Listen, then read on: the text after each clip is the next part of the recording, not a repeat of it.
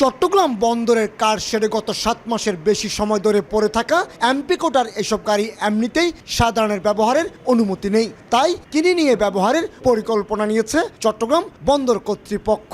নৌ পরিবহন মন্ত্রণালয়ে পাঠানো চিঠিতে চট্টগ্রাম বন্দর কর্তৃপক্ষ নিজেদের যানবাহন সংকটের তথ্য তুলে ধরার পাশাপাশি 5টি ভিআইপি ল্যান্ড ক্রুজার কেনার অনুমতি চাওয়া হয়েছে। কাস্টমস যেই নিলাম প্রক্রিয়ায় যাচ্ছে সেখানে তাদের রিজার্ভ ভ্যালু অনুযায়ী তারা কোনো রকম দাম পাচ্ছে না।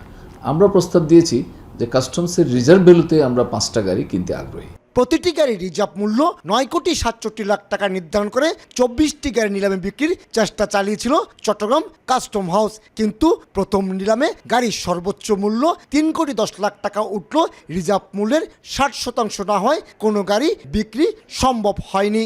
এমনকি 9টি গাড়ি কেনার জন্য আগ্রহ দেখায়নি কোনো বিডার। বন্দর যদি 9,67 লাখ টাকায় আমার গাড়িগুলো নিতে চায়, অবশ্যই আমরা রাজস্বের দিক থেকে খুব বেশি লাভবান হব।